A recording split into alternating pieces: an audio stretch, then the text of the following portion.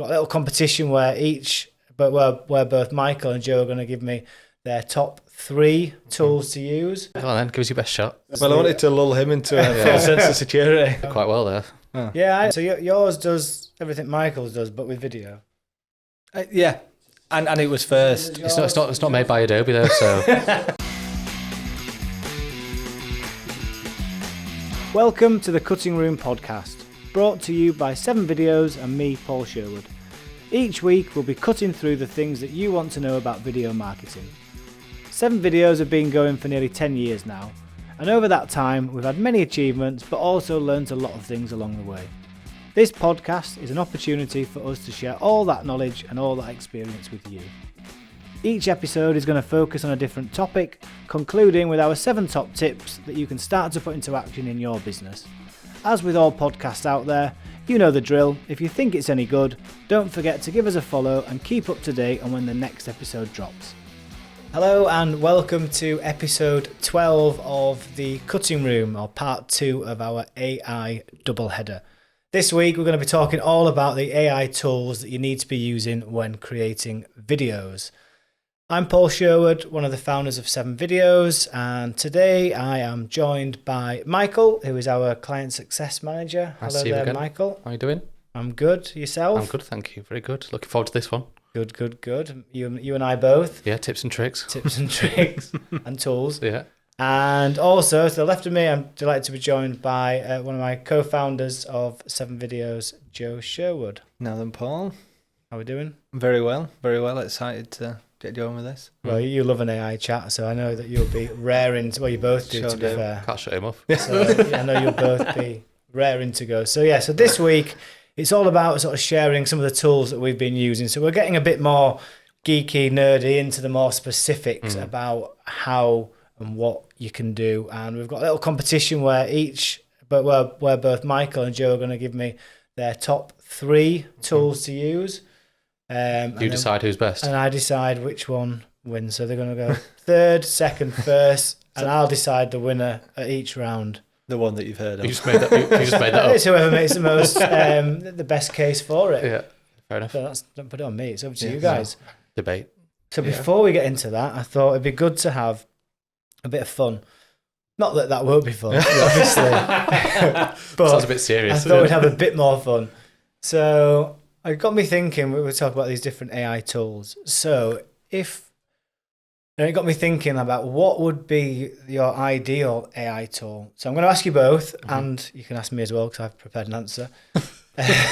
Is what would be the perfect AI tool that you could invent for something that in business to help your working life, and 2 in your sort of personal life. So Michael, starting with you, from a business point of view, work perspective, what would be the number 1 AI tool if you could just make any kind of AI tool that was out there? What would you want to help with? It sounds a bit boring, but admin is probably one of my weaknesses. So I'd ideally like an AI tool that could record all my calls and conversations and then sort of action each of the things off the back of it and sort of put it into, say, we use HubSpot, so put those actions into HubSpot, sort of tasks and follow-up, things like that. I think that'd be really helpful for me, just so I didn't have to spend all the time doing it myself. Doesn't sound boring at all. I absolutely love the sound of that, to be perfectly honest. We'll get on it. Yeah, I would like that. I'll speak to Will, so we can make it. Yeah. That would be amazing. It'd be a good one. Coming to you next, Joe, from a business point of view, what would yours be? Mine would be for editors, when you're editing, an AI tool that imports, organises, renames, and cuts down all the usable footage for you automatically. So then when you get into an edit, you're straight into... It's another time saving type tool. Yeah, like it's getting rid of the boring stuff and getting you straight onto the... Yeah. Both of them don't seem that out of the realms of possibility. No. Either. I think we'll see them in the next year or so. Yeah, I think mine probably won't happen, actually. Go on. Because one I would like to invent is that every time I sent a quote to a client, they responded within an hour. What does it do? So they can never go. Well, it just it annoys them until I don't know what it does to them. I don't want to know what it does to them, but it just makes them respond. It could be like it could be like, you know, like when you have targeted ads, it could follow them around the internet. With a picture of you. That would be quite cool. My other one, which I think would be really good as well, but again, I can't see it passing. No, this is still business. Yeah. Is that every time you send an invoice to a client, it gets paid that very same day. Yeah. I think they've invented it. All right. Direct debit. Good. Clever. Yeah. Nice. What would be your personal one? My personal one would be, what have I written down here? Oh yes, some form of AI tool that would be willing to get up in the middle of the night and sort the kids out whilst I lay in bed oblivious. Robot, isn't it? Yeah. Well, it's currently Mel. Working perfectly. That's a good point, actually. Yeah. So I don't think she listens to this. So that's fair enough. Yeah, say what we want. So moving on, I'm coming to Joe first this time. In terms of in your personal life, what would be the ideal AI tool for you? Mine would be something, and it would be AI form, but it would have to be robotic, so we can put up all flat packed and DIY jobs. Just good for the new house. Yeah. Some of them, again, you can tell you're in the process of renovating the house. And to be honest, currently Jess's dad's doing it, and so's Jess. So I've got something in the works. But if I had something more all the time, Chat Gary. Gary's done his hip in now, so don't get that with AI. No. Yeah. Cool. What would yours be, Michael? Mine was having a tool that would tell me what to eat or what to order as a takeaway, because I spend so much time, me and my partner spend so much time going through different takeaway options, and just one that just said, this is what you're going to have tonight. I'll tell you how you can change that. Just move to Tagcaster and you'll just don't have anything. Tag kebab. Now I heard a good recommendation on chungs. That's supposed to be good. Yeah. If you're in Tad, check it out. Cheeky plug, is it? Sponsored. Have you been taking sponsorship on the side? We have a little backhander. Yeah. Chips and curry sauce. But I think that would be a really good one, actually, because the amount of time we waste on what we're gonna eat, what you're gonna eat for the week, that type cooking of thing. it and then buying it. Yeah. And that could happen now if they wanted. It's more of a fun one, isn't it? Rather than anything. It's not serious. It's more. But then even if it did decide it, you'd still go. Nah. Yeah. Probably. Would it be like a takeaway roulette? So you kind of have to It's like one of those machines. I'm imagining it like one of those machines, like a roulette machine that you pull the handle and it just spins until you get. Until you get the thing that you always order. Get back to Nando's again. Cool. That was a nice bit of fun. Yeah. Serious bit now. This is where it ends. Yeah. So for all those, who are just here for the fun, now's the time to drop off. Yeah. So, as we're sort of touching on AI tools, last week's episode was all about sort of the impact of AI that we're seeing. And we wanted to get a bit more specific and granular in the conversations about the tools that we're seeing people using when creating videos. So I've asked you both to come up with your top 3. None of them, I did have to verify them for the purpose of this, so we didn't have any sort of clashes, and I'm delighted to tell you we don't. Good. So put your minds at ease. So the idea is Michael's going to give me his number 3 of his favourite tools. Joe will give me his 3rd. We'll decide on the winner, then 2, then 1. And then we all go home happy. No, sounds good. Do you want me to start? Kick it off. No, I'll have Joe start, actually. Okay. I don't know why. Fair enough. Why not? Yeah. Right. I'm just trying to put him on, trying to keep it loose. Keep me on edge. Keep you on edge. Go on then, give us your best shot. And yours can't be anything to do with chungs either. So Joe, number 3, what is your number 3 of your top 3 AI tools when creating videos? So, is it just videos? Well, was it video? Well, I thought it was Joe. So I top 3 AI tools. Okay, yeah. Otherwise, that's kind of, we might as well stop it there. Yeah. I went with Doodle Bard, which is similar to ChatGPT, but the Doodle version. Now, I will caveat, it's not where I want it to be right now, but I think the potential of Are they aware that it's not where you want it to be? I have I did tell it. It's actually quite good at taking feedback. Because sometimes it does come out with lies. Like I tried it with my travel. I thought that would have been my other business one, like an AI tool that can say we've got a filming job in London. I just put in the dates, tell it the budget, and it finds me the quickest route and cost. Right. And I did trial that, And I said, can you find me the most cost-effective and quickest way to get to London tomorrow? And it was like, yeah, certainly. You take the train direct from Tadcaster Bus Park straight to London, King's Cross, and it'll cost you £25. And I went, that's not true, is it? I was like, no, you're right, it's not. Is this why it's your third? This is why it's third, yeah.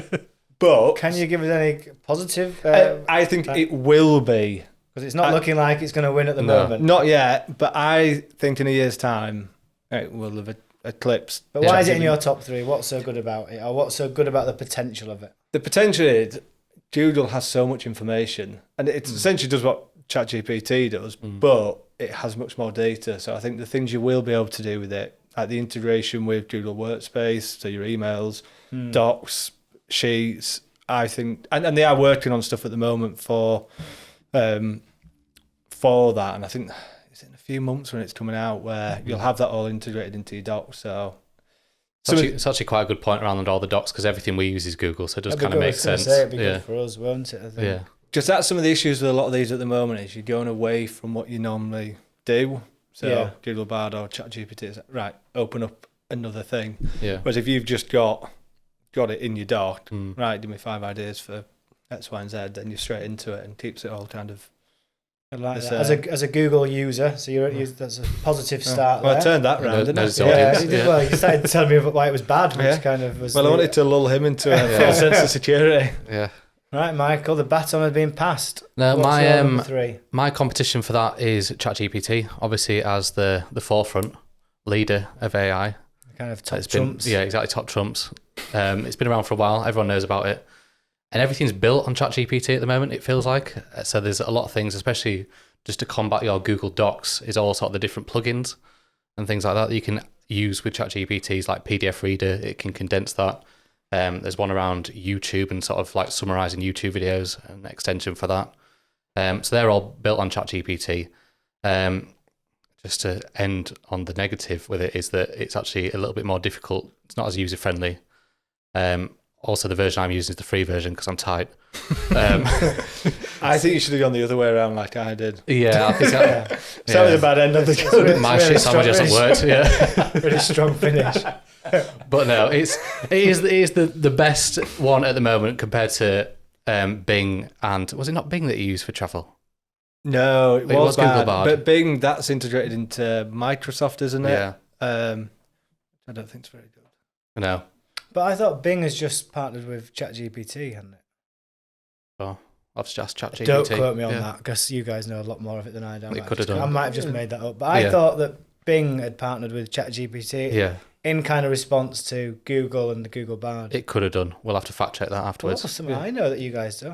No. If it's true. If it's true. You heard that from his liar. Yeah. I probably got it from Google Bard. Exactly. Yeah. Cool. Right. So both good tools.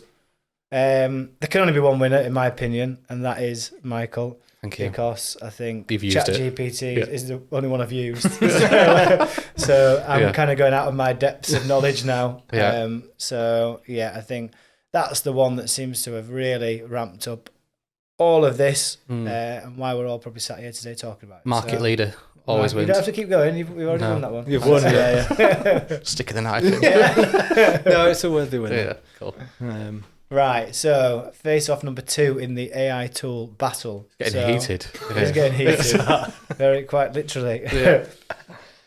So Michael, what is your second favourite AI tool? My second is MidJourney, which we touched on in the last episode. Right. And that is a text to image generator, which operates on Discord, which makes it a little bit not so user-friendly. Right. But the stuff it can do is absolutely amazing. I think we spoke about it in the last episode where you can actually put in sort of what camera you want to use. We're talking about storyboarding here, so what camera you want to be using, the lens you want to be using, sort of the depth of focus, what you want in the image. You can ask it to put all those things into it and it'll create an image for you on the back of it. So it's really good for storyboarding, things like that. You can also ask it to analyze sort of images, right. And then you can build prompts from the analysis that it's given you.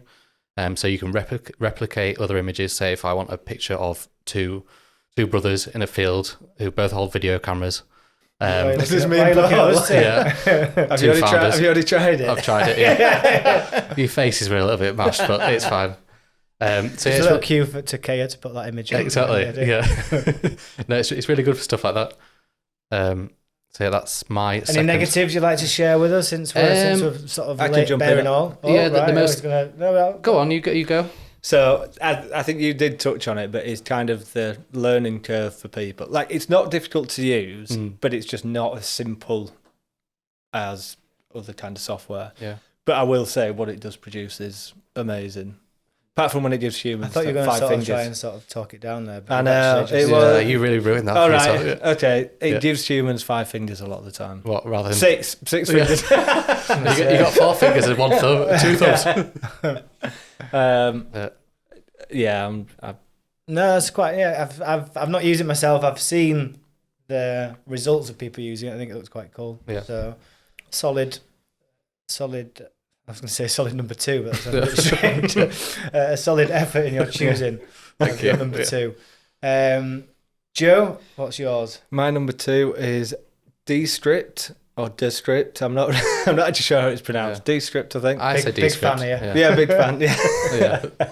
It depends where you are in the world. Well, yeah, exactly. Descript in town, I think. And What is it? What this does, so it's got multiple things you can do with it, but the reason why I put it as my number 2 is its ability to edit a video via text. So what you can do is, say, if I put a video up of me talking, put that video on Descript, that will transcribe it for me.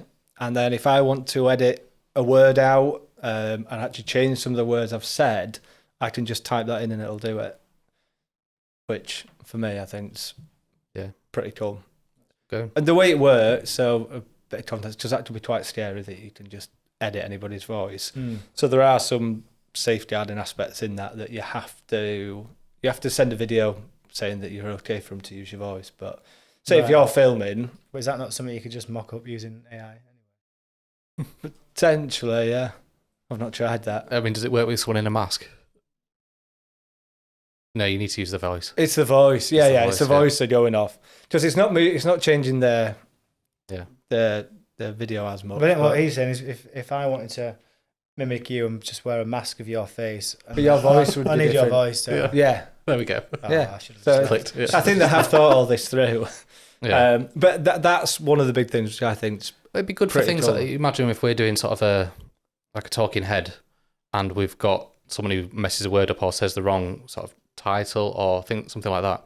You can change that quite easily, can't you? Yeah. Obviously, you need their permission to do it, but And that is good pretty use cool, case. isn't it? Yeah.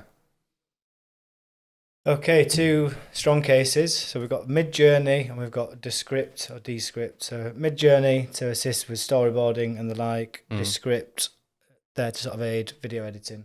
So I'm going to give this one to Descript, I think, because I think as a person that runs a video production company, video editing is one of your more longer, more laborious tasks that it can take quite a few days to edit a project. So any efficiencies you can make there can only be good for the business and for the editor. So, that leaves it at 1 apiece then, going into the final, the battle of the number ones. So, I'll start with you again, Michael. So, what is your number 1 AI tool? So my number 1 AI tool at the moment is Adobe Firefly, which is the next program for the Adobe suite. You've seen it a lot on LinkedIn, sort of people sharing it, sort of videos, promo videos around sort of what they've done with Photoshop, especially at the moment, which is sort of like you can basically text to image generate it. It'll just change things for you. Right. Say if I want to put 2 brothers in a field, but change that field to them on Do you a want beach. us to just go stand in a field? Exactly. Them We on did a a beach. real insight into what Mike. I can just select the area on the beach and just put change to a field, change to a beach rather from a field. So you can, and it'll just change it for you. So you don't need to do anything. It does it for you. They're also rolling it out to the different video programs as well. So it'll have storyboarding functionality. It also, I saw a really cool bit in that it can match up B-roll. It can find the B-roll in your library to match it up to whatever you're saying on a talking head, which again saves editors loads of time if you want to go down the edit I'm saying. Oh, see what you're doing I there. think it's- Yeah. don't worry, it was noted, but also liked. Sneaky, Yeah. So yeah, really sort of stroking my ego on that one. Yeah. But it, Learn a lot from Chris if you're felt watching. nice. Yeah. No, yeah, I think I've seen some of that in action. It is amazing how you can just transform images and just turn them into something completely different, but still look absolutely class. Oh, so that means he's going to win because you've seen it before. Well, what's yours? It does help. Yeah. You're just over there making them up. You need to give it some now. You really need to big it up. Right, so drum roll, please. So mine is Runway. So Runway is another video editing style one. So it does a number of things. We touched on in the other podcasts, like being able to just, like Michael mentioned about removing backgrounds on pictures. Well, this can do it with video and just with a touch of a mouse, remove backgrounds. It can also track objects, things that you would traditionally do in like After Effects and things like that. But it does text to image as well, which is really good. And one of the really good things about it is you're able to train the AI on a picture of yourself. So you put 15 images in or of somebody else, and then it can then put that person in any situation if you want. So if you want to put two brothers in a field, then you can just put in our pictures. Just a random client success manager in the field. I don't like fields. It's like people in there. So that's really good. But I think the other thing which I'm really excited about is the video to video, where you can put in, say, a live action video of a film or whatever, and then you can turn that into an animation or any other style that you like, which is pretty cool. Right. I think you sold it quite well there. Yeah, I do actually. There was a very strong. So yours does everything Michael's does, but with video. Yeah. And it was first. It's not made by Adobe though, so does Adobe get involved in any video? Is it just no? Adobe does video as well. I know, I know it does video, but I mean, like, does Adobe Firefly? Is that going to be like? Is the benefits of that particular tool? I haven't seen it yet, but we will see over the next 6 months as it gets rolled out. Well, I have to make my decision on where we're at the moment. I can't. That's fair enough. I should have checked the briefing of this. Yeah, what the decision-making process is. I had no idea what the waiting was. Well, that's the first question you asked, isn't it? Exactly. Michael? To be fair, I'm just making it up as I go along. So we've got Runway, the video. Where's my notes? Something to do with video, and we have more to do with video. Adobe Firefly. Adobe Firefly, the one that turns photos into nicer looking photos. I am going to go with Adobe Firefly because I've seen it. It's a fair point. But I do think there's an honourable mention to Adobe Firefly, whatever yours was. Runway. Runway. No, but they were, in all seriousness, they're all really good. You know, it's just kind of just a bit of a mess about. But it's interesting to see the different sort of tools that are out there, and the impacts that people can have by using them. And it'd be really interesting to have this conversation this time next year and see what we're saying. We mentioned honourable mentions there. Is there any other sort of tools that maybe didn't make it into your top 3 which you thought would be worth sort of referencing as to sort of doff the old cap to? There was one that you showed me the other day, which is the socials. Oh, Opus. Yeah. That's really good. So what? Not good enough to be in your top 3, but No, but it is very good, and I think in time will be even better. So essentially, what you can do is it's designed for like long form video content. So you'd put the full version of, say, this podcast, upload it or provide a link, and in one click, and then 20 minutes later, it will create 15 social cuts into vertical, and it also, the AI tool creates like a headline for it, and then also analyzes how strong it would be on social based on some of the things that are rate out of 100. They're all quite clickbaity from what I've seen. Yeah, they are. Yeah, they are a bit. People like that. The shocking truth about AI tools. Yeah. But it is like, for an editor to do that and cut that down would take a decent chunk of time. Yeah. And actually, if it gets better, and you have more control over it. That's pretty cool. Yeah, it's a good one. Oh, that's a good one. I've got no more at the moment. Were we talking about one before? I don't want to mispronounce it. My AI girlfriend. No. It's a different episode, Yeah. I think, there. Sensia, was there something? Oh, Synthesia. Synthesia. Yeah. What was that? That was sort of... So that does create like an AI avatar of people. So at the moment... so pretty much Michael's girlfriend. Yeah. Yeah, this is basically what was created off the back of Michael finding Synthesia. yeah. But no, essentially what you can do, they've got... on the free version, they've already got models that you can use. By models, just avatars. So where I've actually seen them in practice, and I have seen them, like companies using them, is kind of like how-to and instructional videos, where rather than getting a human to talk over it and be in it, they'll use an avatar and input a script. But what's really interesting is you can also train and create your own AI avatar. Right. So if you put in like 30 minutes of you on a green screen talking, it will then turn it into an avatar, meaning that you can get it to say whatever you want, do whatever you want. So it's good if you're wanting to.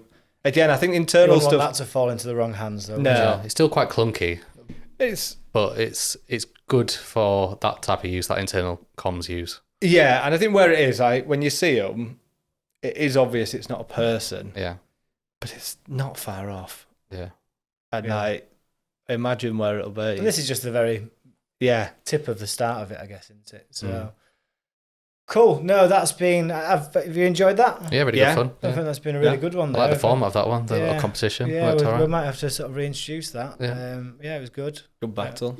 Yeah, well played, Mike. Healthy competition.